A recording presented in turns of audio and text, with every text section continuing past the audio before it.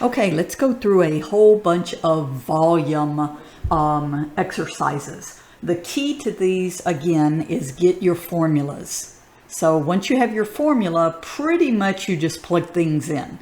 So if I have something that looks like this to find the volume, it looks like that, but squished, right? But that's okay. So I would simply take my length, which looks to be, if I can get a color to work, which looks to be 8. And then I would multiply that times, I'm going to use a dot instead of an X as times. You'll see later when we get to algebra, you ought to get kind of used to that. And then I'm going to do my width, which looks like 11. And then my height right there, which is 2. And if I put that in a calculator, I get 176 inches cubed because it's inches times inches times inches. So 3 of them. All right, so that looks good. Over here, I have a cylinder volume formula, and let's work this one first because this looks exactly like this, right? And so for the can here, I can see my formula. So what you might want to do is label everything. So I know that that is my radius, R, and this is my height. And so my volume equals pi, which we use 3.14, times the radius squared, and then times the height. Now, a lot of times students will have issues of just how do I even put this in a calculator?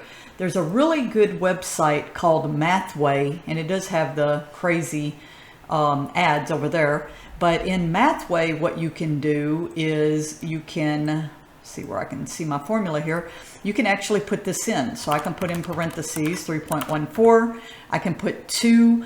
And down here, you can see if you click, you can get your squared. I right arrow over and close that parentheses. And then I do 4.5 in parentheses. And I click the arrow and I tell it I want to evaluate this. And I scroll down to get the answer, 56. So the volume is 56.52. This is inches times inches times inches. So that would be cubed. All right. So now we can kind of see that, again, kind of this over here being squished, the same thing here. There's no difference, even though it doesn't really look like a can. The only big difference is notice there's a hole in it. So what we're going to want to do is we're going to want to take that outer circle and find that area and then subtract the inner, I said area, I should have meant volume, and subtract out the inside. And one thing you have to be careful of is notice this length right here. So the 2.4 millimeters. So to be able to find the radius of the outer, you actually have to take this 2.4 and divide it by 2. And so that's where you're going to see I get the 1.2. The same thing with the inner is I'm going to take this 1.6. So the radius for the inner, 1.6 divided by 2, and I get 0.8. So now I just simply throw these into the volume formula. So my pi, 3.14, I'm looking right here. My radius, 1.2 squared, and then my height of 2. And I'm going to subtract that from 3.14.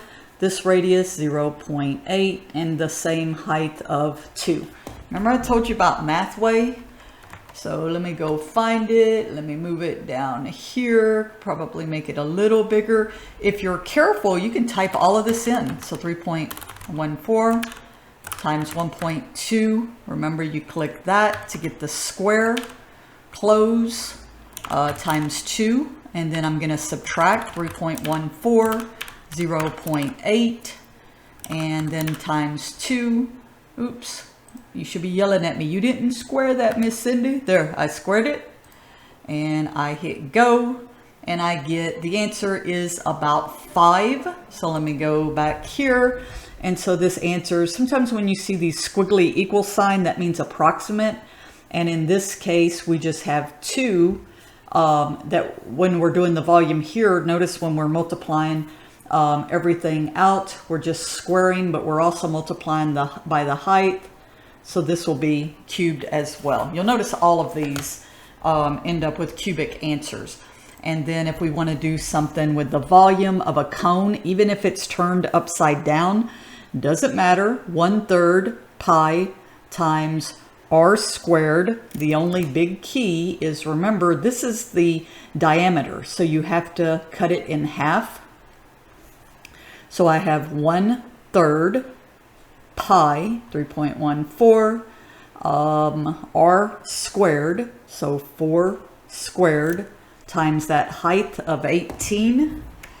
Are you looking for Mathway? So this is just mathway.com, and I put that in parentheses, 1/3, 3.14, 4 squared, and then 18, and I hit go, and I get 301.44 for this volume. So this volume, 301.44, and what is this? Centimeters cubed. And finally, the last one over here for the sphere, it gives you everything. So the volume, that might be hard to read, is 4/3 pi r cubed. So my volume will be 4/3 times 3.14. I can see they give me my radius, which is 3. Mathway, where are you? Can't see it. There it is. So I have 4/3. I put everything in parentheses just to make sure it multiplies correctly, because remember, the parentheses mean multiplication. And so I get 113.04. So the volume is 113.04 centimeters cubed. So what do I mean by parentheses mean multiplication? This means the same thing as this, which means the same thing as this. Sometimes you'll even see me use an asterisk. It's just a whole bunch of different ways of writing multiplication that you want to get familiar with.